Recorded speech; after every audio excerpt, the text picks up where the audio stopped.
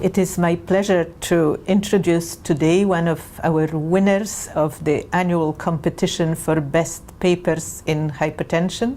We do this every year, and I'm talking to one of the winners of the population health category. We have known for a while that blood pressure at night and the ability to dip at night or not has a role in prognosis for our patients. You've done a very large study that took patients from 3 continents. Could you tell us what was the hypothesis? What made you do such a sophisticated analysis?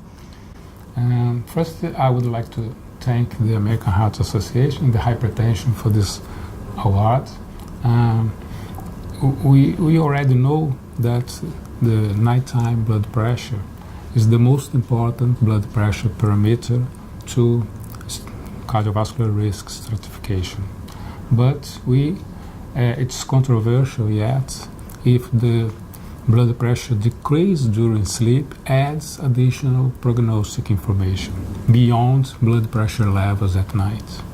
So our study is indeed a meta-analysis of 10 cohorts from 3 continents, as you said, 2 from Japan, 7 from Europe, and 1 from South America and Brazil, with around 18,000 people with hypertension that performed ambulatory blood pressure at study and entry.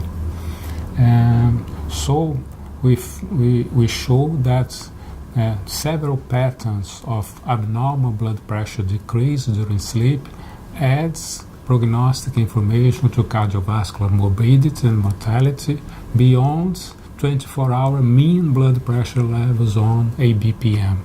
That's our hypothesis, and that's what we showed on our meta-analysis.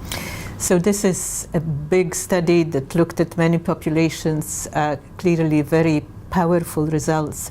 What's the message for practicing clinician? What's the message for individual patients? I think the main message of our study is that we should use more frequently ambulatory blood pressure monitoring in clinical hypertension management. We still use is less than we should use it. So this is clearly very interesting large study that's been done on many populations. If you were to translate this to individual patient and individual clinician, what would be your recommendation? How frequently should the practitioner perform ambulatory blood pressure monitoring in patients with difficult to control hypertension? I think all patients with difficult to control hypertension should have at least 1 ambulatory blood pressure monitoring at first beginning of his treatment. This first ambulatory blood pressure monitoring would establish whether he has controlled or uncontrolled blood pressure levels, and whether he has a normal or an abnormal dipping pattern during the night. If he has a controlled blood pressure but an abnormal dipping pattern, I think some antihypertensive medications should be changed to bedtime doses, because it has been already demonstrated that a bedtime antihypertensive medication dosage at bedtime provides a better blood pressure dipping pattern than a morning, that's the traditional treatment, a morning doses. So many doctors are uncomfortable about this advice, because we say, and pharmaceutical companies are developing drugs to be 24 hours or even more. We know that some of our ACE inhibitor drugs, for example, claim longer than 24-hour action. Why would we then give it at night if the majority of our population, apart from people who work at night, would have, even if they non-dippers, would still have more activity and higher blood pressure during the day? There are a number of practitioners who are really uncomfortable with this advice.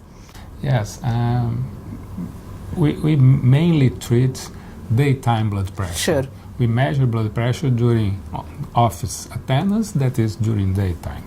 But it's already quite strongly established that the nighttime blood pressure and the blood pressure dipping is very most important than the daytime blood pressure. So we have to change this paradigm and consider that controlling nighttime blood pressure is more important than daytime blood pressure.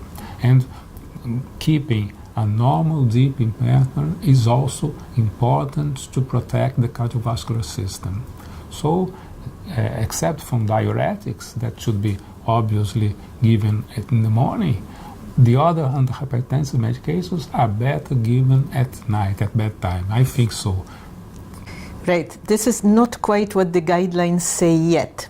So what's the next study you're planning to persuade the guideline writers that your belief is correct? The next study should be an interventional study. We should compare the traditional morning doses of all hypertensive medications against a group, ideally a randomized group, in which we should give medications at bedtime. But could it be double-blinded? It's difficult. It's very difficult to be blinded. So would it ever be a strong evidence? But it's possible. We have to give medication both in the morning and at bedtime. We've controlled with placebo. So some group would take all active medication in the morning, and a group would take diuretics in the morning and the other active medications in the bedtime, at bedtime with placebo control. It's possible to be double-blinded.